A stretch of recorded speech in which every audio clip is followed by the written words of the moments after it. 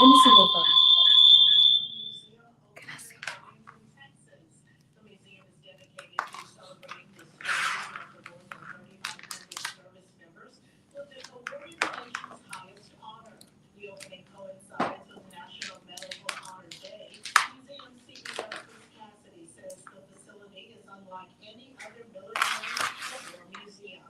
We paid a lot of attention to a broad swath of stories from the Civil War to present day, of all branches of service, of all hometowns and states and ethnicity, and just kind of covering a broad section of America because the Medal of Honor recipients really do represent America.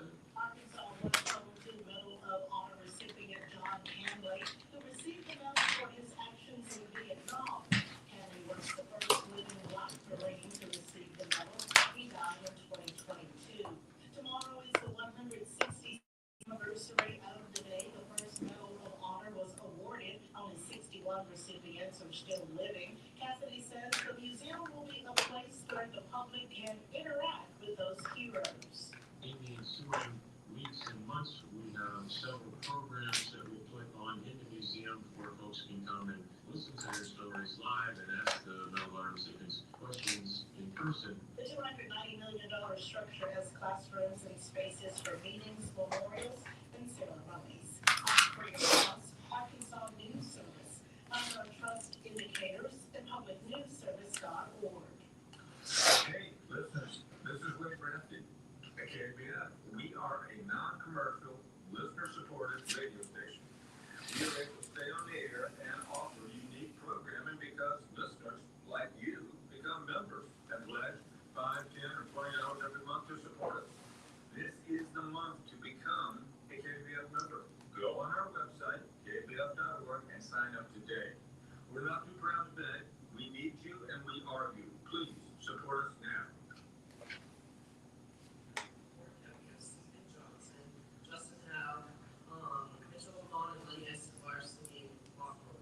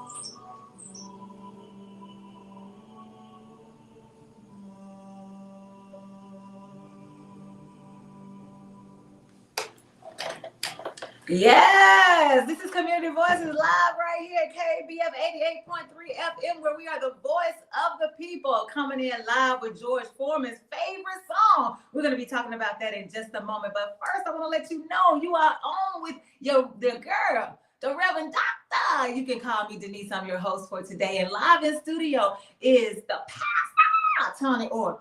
And we're going to give him an opportunity to speak to us in just a moment. But first things first, I want to let you know that we are grateful for your presence in this space. You heard Wade a few minutes ago before we came on live talking about the fact that we are you are us, and we are you. And that reminds me of the spirit of Sawubona in which we greet you this morning, in that spirit of oneness that says, that reminds us that we are bound together by our humanity. And there is nothing that we can do about that. We cannot change that fact, but we can change how we interact with each other, human to human. And so we're going to be talking about that as well on today. This is Community Voices, where we center the lives of the Diasporians. Y'all ain't heard me say that before. I'm going to be saying that some more in just a minute as well. So thank you so much for joining us. We are so glad that you are here. Thank you for your presence. Cannot wait to see how this story unfolds. I want to give it over to Toney, let him speak to you, and then we'll go from there.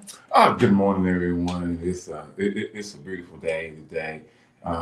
Just so happy and so grateful and thankful that you have decided to tune in to Community Voices this morning. And I know it's going to be a great discussion, great conversation. And if you want to join in the conversation, remember 501-433-0088, 501-433-0088. Yes, the phone lines are open. I want to just begin this morning with taking some time to remember George Foreman, one of the great boxers in our time. And he passed away on the 21st of March, which wasn't that long ago, because today I think it's just the 25th, so about 4 days ago. And so I was reading about him, and one of the things that I learned is that Loch Lomond was his favorite song. Needless to say, I could not find any Black folks who did a cover on the song. And so I had to find somebody. I found this quartet that had a Black man in it, a member of the diaspora. And so I wanted to use this song this morning to ground our conversation. But first, let us pause for just a moment so that we can have some silent time as we remember the life of George Foreman.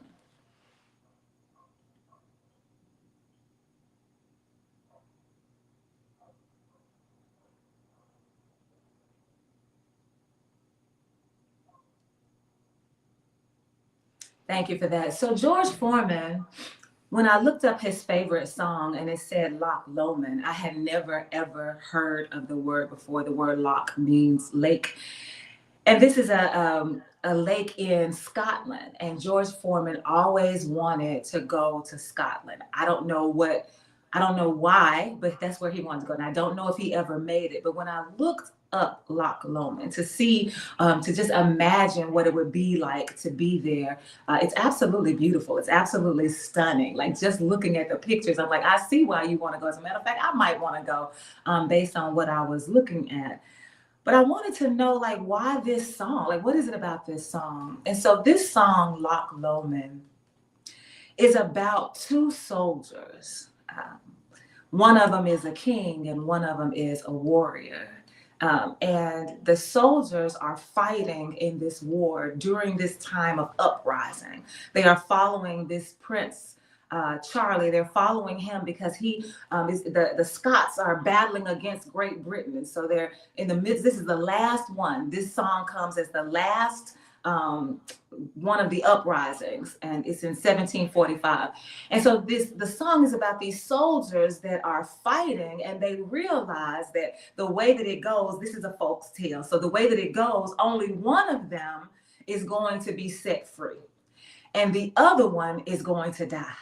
And both of them know that the possibility exists for both of them, that one of them is going to be set free and one of them is going to die. Well, the soldier, the warrior, the boots on the ground soldier, decides for himself that he is going to lay down his life for the king. And so he says to the king, I am going to take the low road while you take the high road. And I'll get to Scotland. I'll get to the heaven. I'll get to the place that we're going. I'll get there before you do.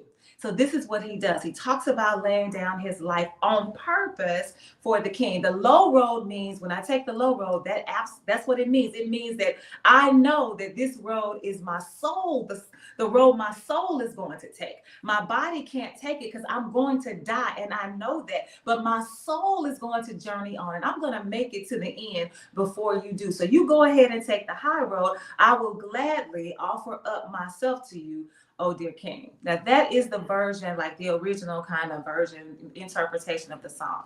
There's another version that has two lovers. There's a lover who's a soldier, and he sees his woman across the way waiting on him to get back from the fight. But he has to tell her, I'm not going to make it in the way you think I am, baby. I'm going to take the low road. It is my responsibility. It is my duty. It is my decision. It is my choice to take the low road, to only allow my soul to come back and visit you, because I'm going to die.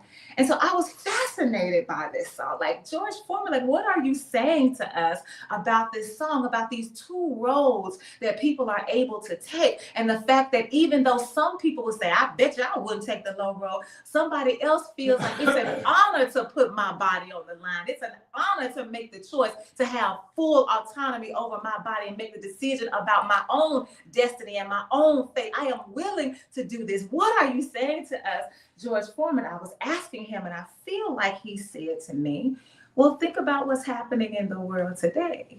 Like right now.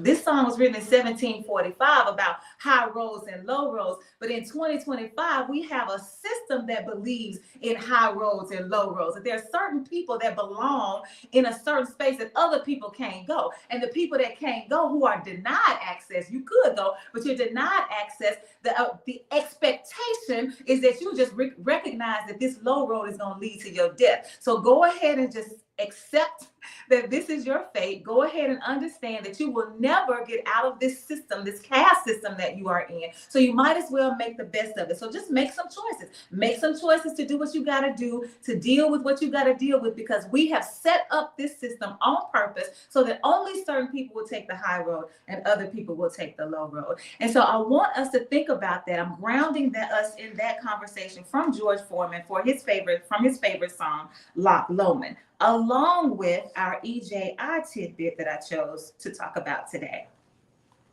So this is from March 26th in 1944. March 26th in 1944. The Reverend Isaac Simmons, a Black man, is lynched in, what do we used to call this? Amite County, Mississippi, by 6 white men who want his family's land. His family flees the area under threats of violence. In 1944, the Reverend Isaac Simmons, a Black man, is lynched in Amite County, Mississippi, by 6 white men who want his family's land. His family flees the area under threats of violence. So you have this Black man who has his own resources. He owns his own land. He is able to fend for himself. He is able to take care of his family. He's able to be self-sustainable. He is able to do all the things he was created to do. And yet the system of whiteness says, I want your stuff, because I want to make sure that you recognize that I see you. This is what I believe the system of whiteness is saying to us. I see you. I see your greatness. I see what you're doing. I see your ability. I see your capacity. And any kind of way that I can thwart that, any kind of way I can destroy that, any kind of way that I can get rid of your potential, because if I let you live into your full potential, oh, woe is me. So we got to make sure we keep you on this low road. And that's what happens. They actually do get his land. They actually do get his land. His family is never able to recoup it, as far as I understand the story, never able to recoup it. And the same thing can be said today about Black people operating in our greatness, and just being great makes the system of white inhumanity so mad that they got to continue to create low roads for us, so that we'll realize at some point, they want us to realize all you got to do is just die. If you just die, you'll be okay. But that's not what's going to happen, because we do have a way out of this low road, and we'll talk about that in just a minute. Let me get Lowe's comment on here. Lowe says, sounds similar to the Black folks who ran the Klan out of Lincoln Heights, Ohio. Okay, sounds similar to the Black folks who ran the Klan out of Lincoln Heights, Ohio. The story goes that there were some people who rolled up in Ohio not too long ago. This was what, like a week ago? And so the white people came in and they were armed, thinking that they were bad. They were gonna show up like they stormed the Capitol. They thought they were gonna storm Lincoln Heights. And they ran up on some Black people that said, "Look if you buck." Everybody, all the Black people were armed, all the Black people were ready, and the Klan ended up having to hightail themselves out of there before they got destroyed. And so this is a new day. I know some of y'all still got this old way of thinking, but this is a new day. So that's what Lo is talking about. Tony, do you have something to say? And just just on George, about George Foreman. George Foreman has always been one of my icons. I watched his fights. I watched his defeat to Muhammad Ali in the Rumble in the Jungle in Zaire. And when he lost. Defeat of when he lost. Okay. When you said defeat of, it sounded like you were saying when he was defeated by okay. Muhammad Ali.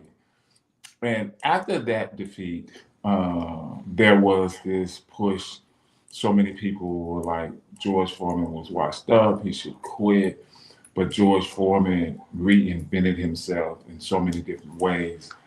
He became, not only did he come back to boxing, he became the oldest boxer to ever win the heavyweight title, and then he retired. Then he became a spokesperson for so many different entities, but all the while he was a great humanitarian. He gave, and he lent his voice and lent his time to different things. And thinking about the song, and just from what I'm hearing and why it was his favorite, what I'm hearing, and maybe this may be the reason it was his favorite song, is that it's about choice. It's about choice. Whether you choose the high road, whether you choose the low road, from my understanding, and just listen, I don't know anything about the story, but just in what I'm hearing is that one person chose that I'll take this low road and you can take the high road. I don't know. I don't know if he did it. The person did it because the other person was a king and he was a warrior. I don't know. But in what I'm hearing is that there was a choice that was made. And when I look at George Foreman made choices. He made the choices. He didn't let the system make the choices for him. He didn't let others make the choices for him.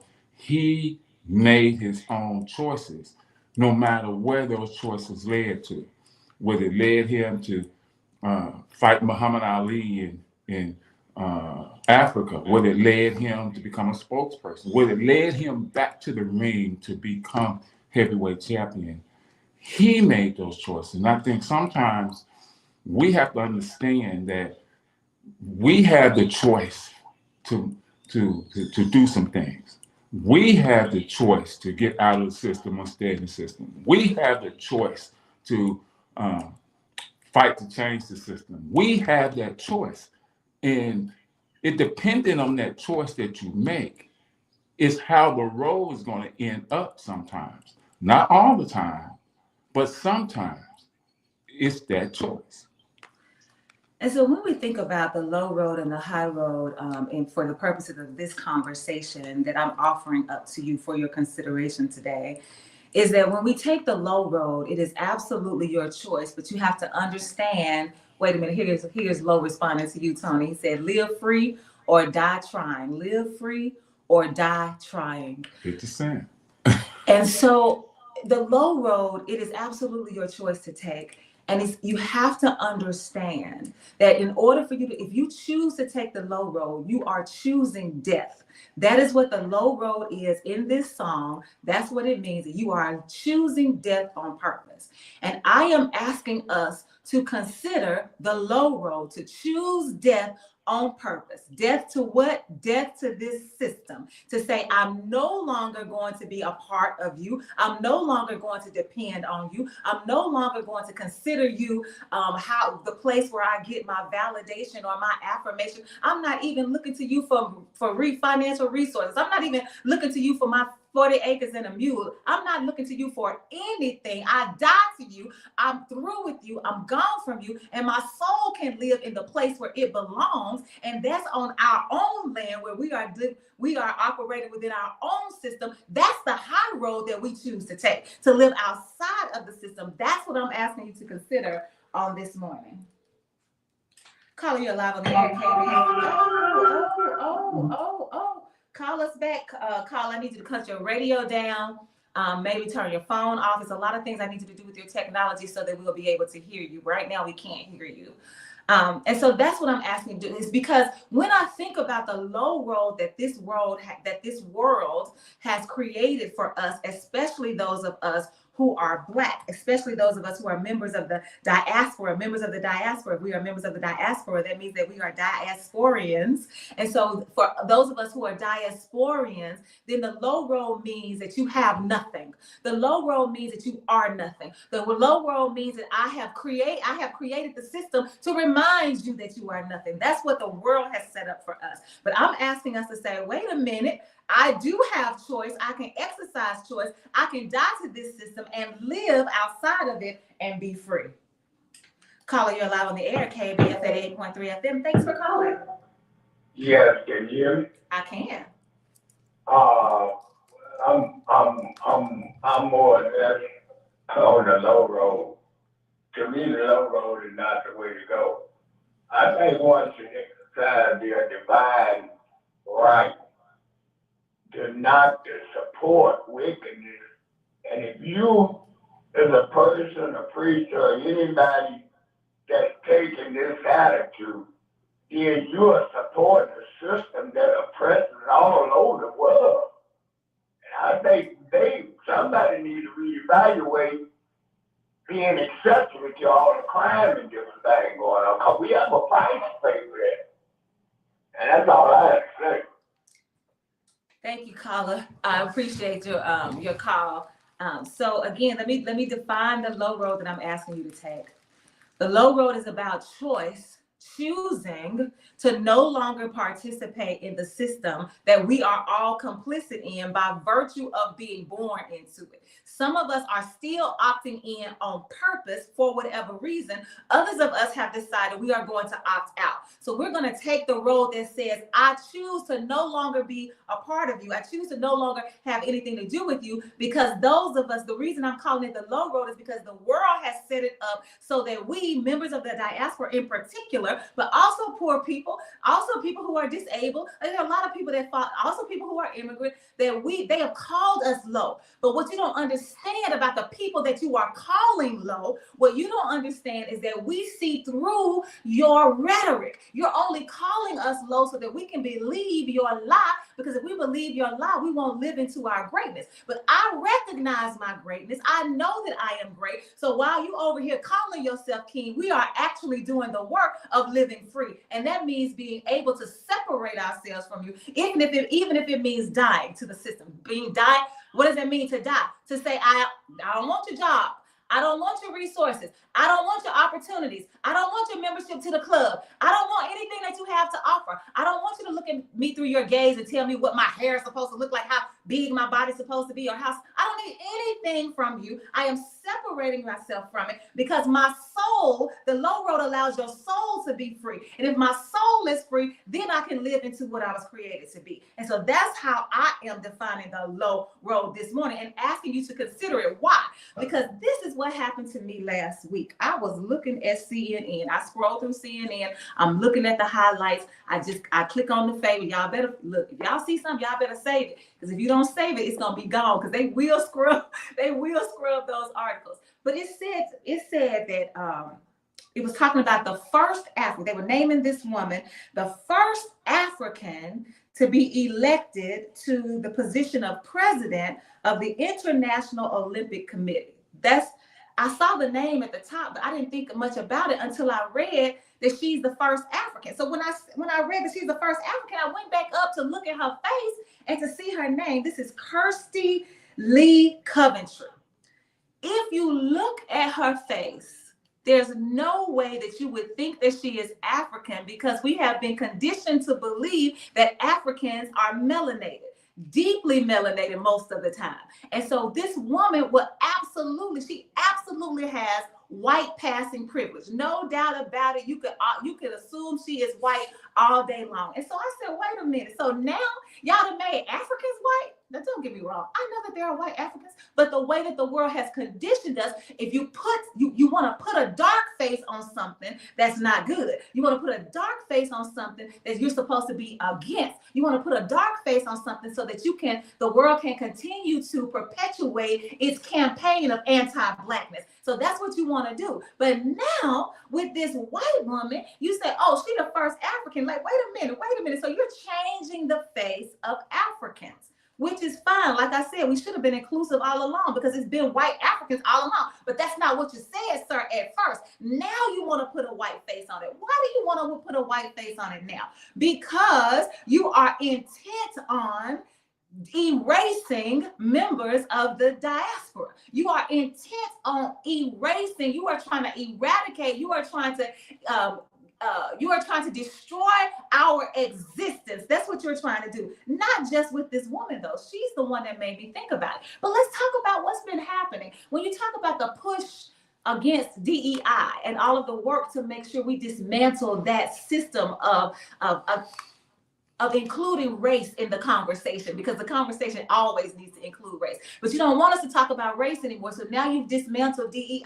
You've also gutted the Voting Rights Act of 1965. And now you've reversed affirmative action. You've reversed Roe v. Wade. All of these initiatives, all of these campaigns, all of these executive orders, all of these legislative actions, regardless of what you see on TV about brown folks, regardless of what you are caught up in thinking about Elon Musk with his South African American world running self, regardless of all of that, the intent of all of these things is to erase your existence as a Black person. That is what they are doing, and we have got to wake up to that. And the only way you can wake up to that is if you allow yourself to be free. How do you allow yourself to be free? You disinvest, you divest from the system that is killing you. That's what I'm asking you to consider, because the low road says my soul is free, and if my soul is free, then I can live the existence I was created to do.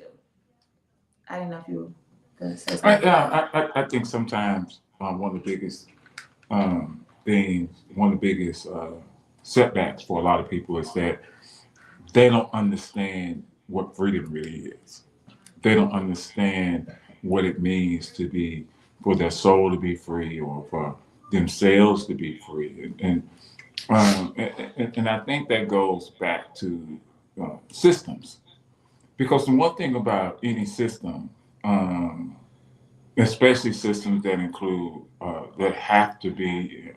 that humans have to be a part of, is I've said this all the time, that people are the wild card.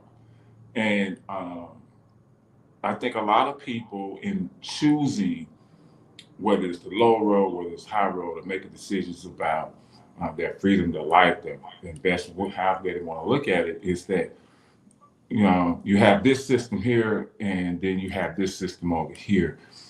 Which one of these systems is going to benefit me the most? Which one of these systems is going to help me get to a place of freedom? And sometimes it becomes a mistrust because of human nature, because of humanity. And people always hear me talk about the best system when it comes to people is a humane system. It's people have to, when people decide to live in a more humane way and look at humanity, each other as one, to see each other as one, that's the system that operates the best. How do you get there? That becomes the question. That becomes the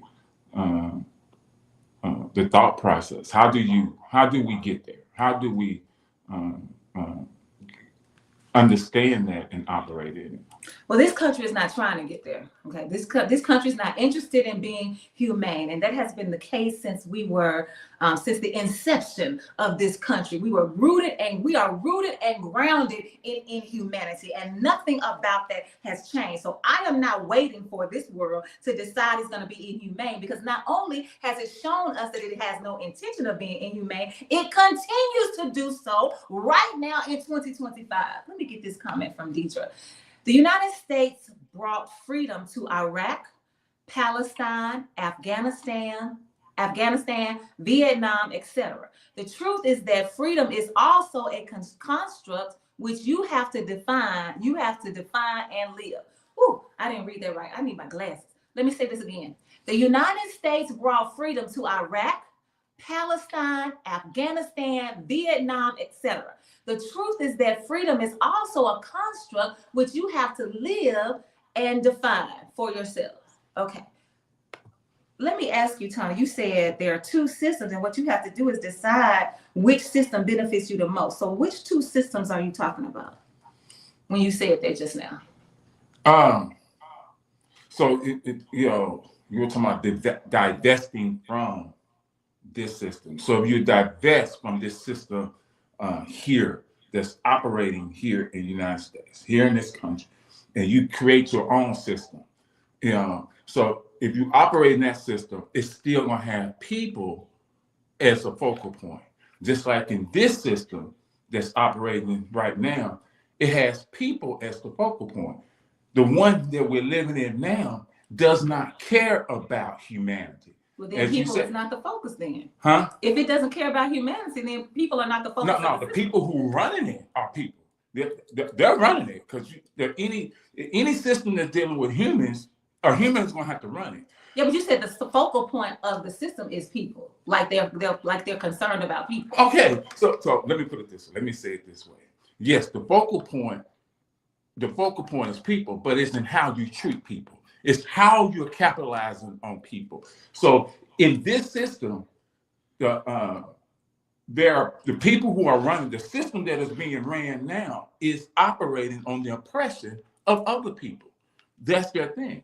So if you change the system and say, okay, we're going to create another system that's not going to capitalize on the oppression of other people, but have a system that will be free for all to live, to prosper, to grow, to be created, in a holistic, humanitarian way. Okay, well, if those are the two systems, then it boggles my mind that someone would say, I'm looking at this system right here that I believe is the system that we are in right now. I don't believe it's focused on people. I believe it's focused on power. So the system that we're living in now, focused on power, versus the system that we are creating or can create or have created and we are recreating that focuses on freedom and liberation. I can't see how somebody would say, I got to look at the systems and figure out which one benefits me the most. What do you mean, which one benefits you the most? There are no more options for you, especially as Black folks, poor people, immigrants. There are no more options for you. This system continually tells you, I don't care about you. You are nothing to me but free labor. I want to use your body. I want to exploit your mind. I want to take all of your treasures from all of the countries, and I want to use them to my own advantage. But the other system, the Build Black system, says, wait a minute. We know how to do this in a different way, in a humane way. What do you mean? You're trying to figure out which system is going to benefit you the most. Caller, you're live on the air, KABF at 8.3 FM. Thanks for calling. You know I call back. I'm with you 100%. Ain't now one of these systems no good. And who is that caller talking about the United States free these countries? They really need to go look at some real stuff. They crazy as hell. United States ain't free none of them countries. Matter of fact, the United States really ain't won a war since World War II or something. They still doing the same thing in them countries. Matter of fact, the United States got their head run out of Vietnam. And they need to look at what they're talking about. This system is wicked. If you pick the Democrats, you're going to lose. You pick the Republicans. We have to build a brand new righteous system on this planet. This is what it's talking about, a new heaven and a new earth. All this stuff got to be got rid of, the fever stuff. And if you gonna ride with it thinking you gonna be free, you just tricking yourself. That's all it is. A illusion you living in. Don't want to accept reality, true facts looking at you right in front of your face. You can't be no dumber than that. Thank you, caller. Yeah. I hope they heard. I hope y'all heard the callers because I forgot to put I just pressed the button. Yeah. I do agree with something the caller said. It's something new. It has to be something new. You know, and it reminds me of this morning as I was driving in. I was listening to the news, and they were talking about a black actor. His name is Malik Yoba.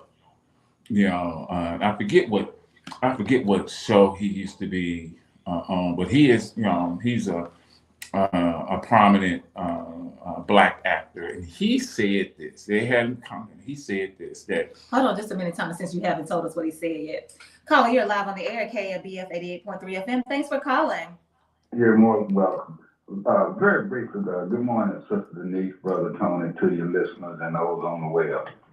I don't have a chip on my shoulder, but I believe that you have to fight for liberation. Now, I don't know about fighting for reparations, because you're asking somebody to give you something that they have that you said that they took away from you or that they owe you.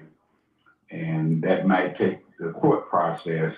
And we know how the courts are, because you're talking about history. In these United States, you had Texas versus Ferguson, the Dred Scott decision, and anybody can check those two decisions and see where the court at that time was so dishonest that those two decisions stink today. And we have the same type of mentality today in those courts that was in the past. As you mentioned, the dismantling of all the civil rights gains, the voting rights gains, the human rights gains that were legislated back during the Johnson administration, the Kennedy administration.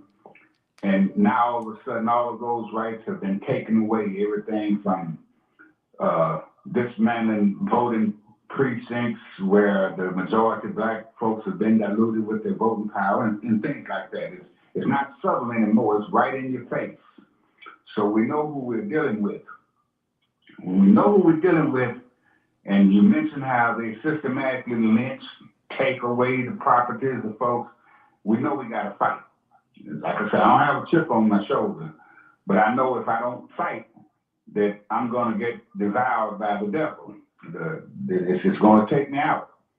And you have to compromise sometimes, as Tony said, but you don't compromise when somebody's got their foot on your neck. You try to take their leg away from it, or break their leg or their foot or something. And so, euphemistically speaking. But it's a real fight that we have, and liberation is not going to be won in the courts. You're going to have to fight for liberation, and you might get reparations from the court system if you can never get enough folks in power to do this or that. Which at times in America, you had folks in the Senate, legislative powers on the local level and on the national level, but it's not like that now. The ones that you got up there now, for the most part, are just part of the system and going along, if you will, to get along. So I'm going to leave you with that. But I do believe that for liberation, you're going to have to fight to be liberated. You might litigate to get reparations, but liberation is a fight, and we got to be prepared for that. You see what's going on around me each and every day. And thank you for your time, and y'all keep up the good work. Thank you. Let me get these comments from the web. So Deidre says to the caller, yes, I am crazy as hell, but I was being sarcastic. So that's what Deidre said to you, caller. And then Sharon asks the question, but how do we get our people, the people of the diaspora, to understand and embrace the importance of unity and the power we hold in that, when the generational curse of slavery is still so much a part of our day-to-day existence even now? So this is the question that Sharon asks. But how do we get our people the Diasporians, to understand and embrace the importance of unity and the power we hold in that when the generational curse of slavery is still so much a part of our day-to-day existence, even now? That's the question. Wait, go back to Malik Yoba. Yeah, I am. And so Malik Yoba stated that he no longer will reference himself as a black man. He no longer will consider himself a black man, but he will consider himself a White. non-white. That he would consider himself non-white. And the question that was being tossed back and forth on this talk show was, why would he do it, and what is the benefit? It must benefit him in some way, and they started talking about because of how DEI is being dismantled and all the issues of race are trying to be erased. They felt like he's trying to set himself up for a benefit within this system, and it comes down, and sometimes we might not look at it like this, but whatever you choose, most of the time you're going to choose something that will benefit you. How is this going to help me? What is the benefit of this with me?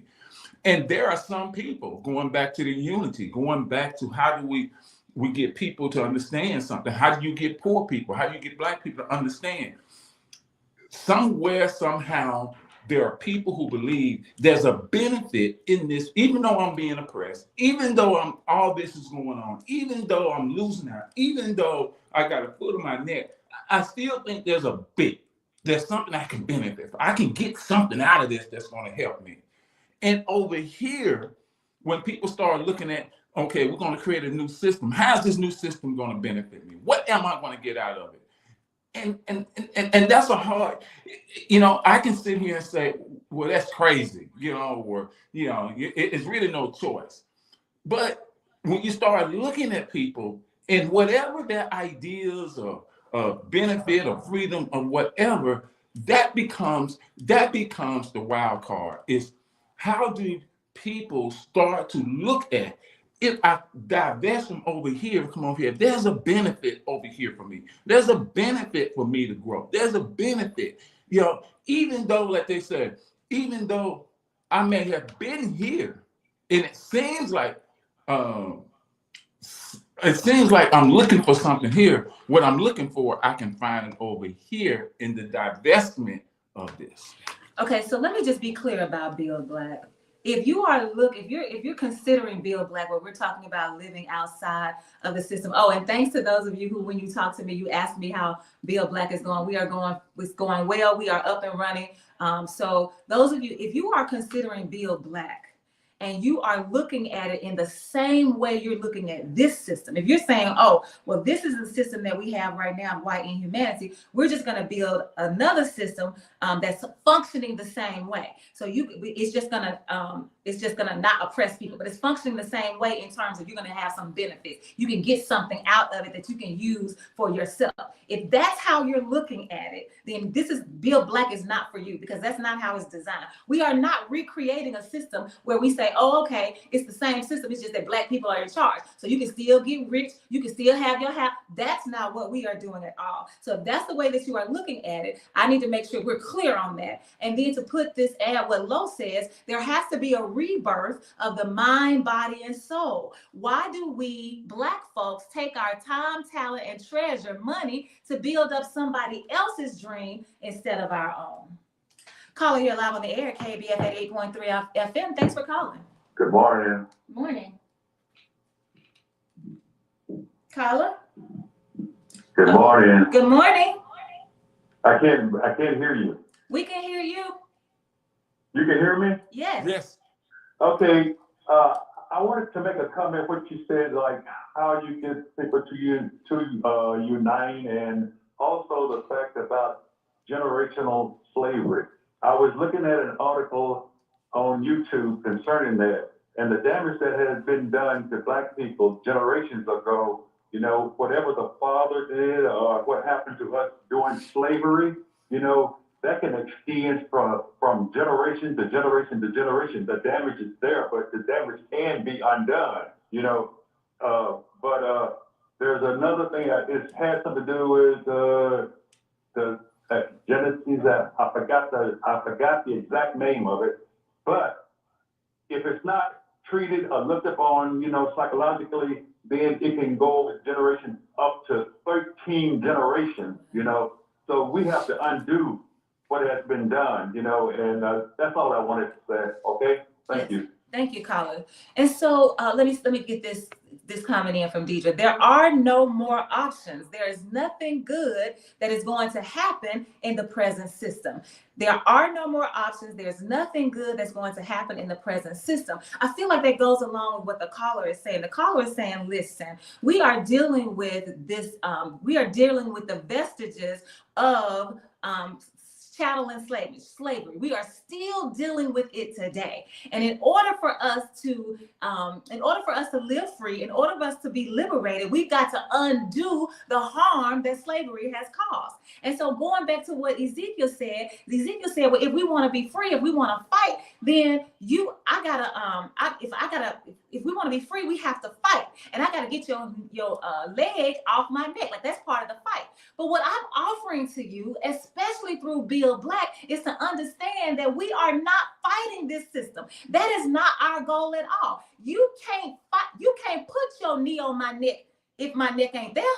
And so if you are not living within the system, then who are they fighting? And if you're not living in the system, then you can undo the psychological damage of slavery. It's almost impossible to undo it when you are constantly being reminded of it. You are constantly being programmed about it. You are constantly being conditioned into it in every aspect of your life. It's hard to do. And so in order for us to get rid of it, we have to get away from it. And so the system that we're offering you says, hey, listen, you divest, meaning that you no longer allow yourself to be called Black. So I kind of agree with Malik Yoba, because let's think about Black, that word Black. First of all, we know that race is a construct. So there's no such thing as Black.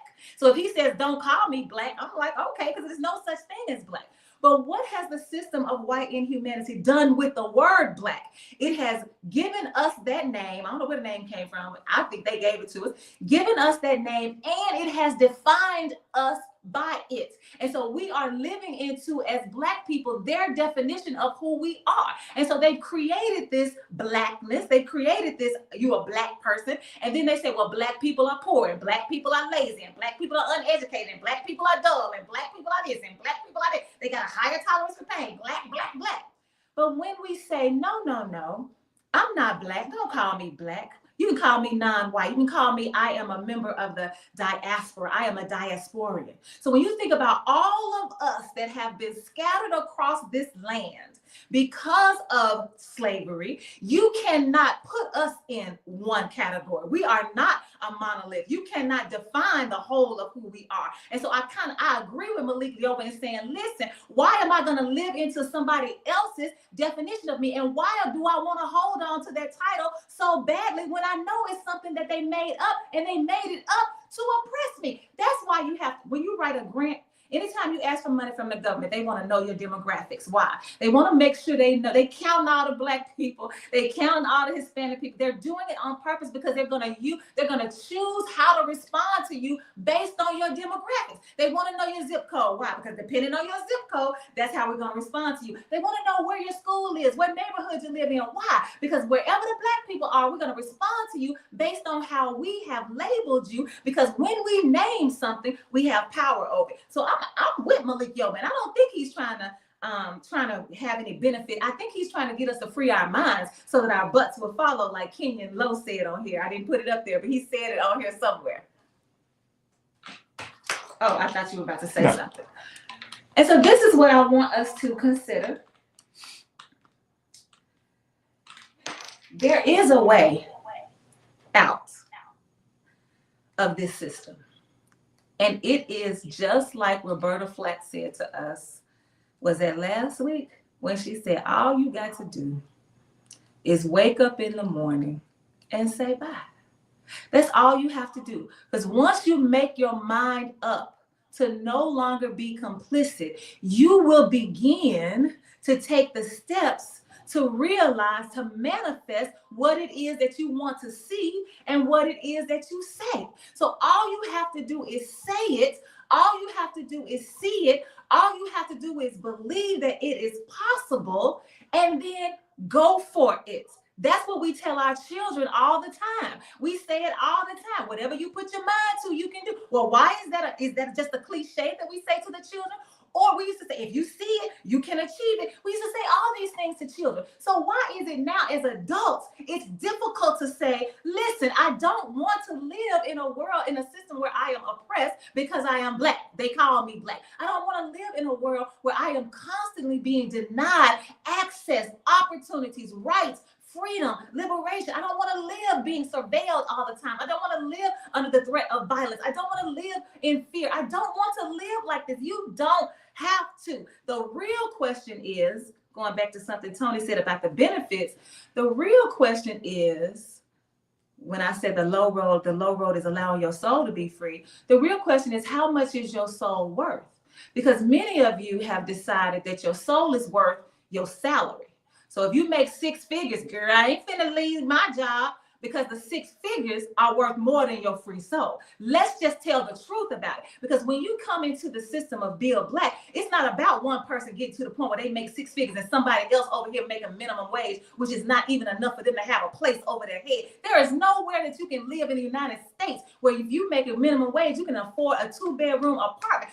That's not how this system works. So if that's your benefit, then you don't belong in Bill Black. Stay where you are. Live where you want to live, and there's no judgment in that. The only time I get upset with people is when they say, they do all this talking about, girl, yeah, I'm gonna be free, I'm gonna be liberated. But when it's time to make a move, you're like, girl, I want my car. Girl, So listen, just be who you are, tell the truth about it, and know, going back to something Toney said, it's your choice. You can choose to stay complicit if that's your choice, but don't act like there's not another choice. Ask yourself, are you willing to give up the benefit in order for your soul to be free? Here's Low again. Remember, a lot of Africans during the slave trade chose death instead of slavery coming across the ocean. Remember, a lot of Africans during the slave trade chose death instead of slavery coming across the ocean. Absolutely. They jumped off the boat to their death. They jumped off the boat to their freedom. That's why I'm using the low road, because in the song, I'm only calling it the low road because I'm grounding it in the song. The song says that when you choose life, that means that you have to free your soul, which means you have to die to a system that says, hey, you're not worth it. This man, the soldier, I believe because the other man was the king, that's why he gave his life. Because think about the military today. What does the military today teach you? It teaches you to obey the command of your king. It teaches you to make sure that you honor the word of the king. Whatever they say do, that's what you do. So he's held in higher esteem because he is the chief officer of the land. If he gives you an order, then you must do. That's what it is. And so here is this soldier doing that. But in doing that, he gives us the opportunity to think about what death could mean. And so I'm asking us to think about death to this system, meaning freedom of your soul, to a system that says, I see all of you and we're going to live in unity. We're going to move as a nation. Everybody will not, no one will have lack. Like no one in our system has lack. That's the whole point of it, to make sure that we are able to sustain each other in a way that allows us to be free as a nation. You know, in the 60s, and I understand what you're saying, Denise, in the 60s, there was this movement, a lot of people call it the hippie movement, where they would have these communes, where everybody would come together, everybody sharing everything, everybody looked out for everybody treated everybody the same, and they looked out for each other. Also, when you look at, there were slaves that once they were free, they went back to Africa. Liberia, became that nation where free slaves went to, and they created their own new system. They created their own thing. Said, hey, whatever was behind us, we put it behind us. Let's go do this. And I bring up these two things because it's something that can be done. you can create a system within the borders of this country that you can operate with it, if it's Bill Black or however you want to, whatever that system is, whatever you want to recreate, you can create your own, and you can let it work just like the those communes did. Or you can say, you know what? Let us go find our own land within this country. Or let us go find our own land somewhere else. Let us go find ours. And then we can create this. And it does not matter which way you go. It does not matter what you choose. The thing that matters is that you make, going back to what Denise said, is that you make the choice. This is what I'm going to do, because there's nothing over here that is really helping me. It's only thing it's doing is killing me. Either you want to learn how to live, or you want to learn how to die. There are no more options, people. No more options. It's time for us to live outside of this system. You can do it if that's what you want to do. It's your choice. Call in and let us know what your choice is going to be one of these days. We'll be right back here on Tuesday. You have been listening to Community Voices live right here with Reverend Doctor. You can call me Denise and Pastor Toney Orr. We will be back on Tuesday. We'll also be here on Thursday for the workplace. But right now, coming in hot with 2 hours of jazz that will allow you to continue to think about your choices that you are going to make. Freeing your mind, freeing your body to move with the tunes. Your girl Lola is up, and we're going to get her started because it's Jazzy Tuesday. She always starts with the ladies. We've got Rochelle Farrell singing Waiting. Don't touch that dial. You don't want to miss these 2 hours coming up right now on KABF 88.3 FM, where we are the voice of the people.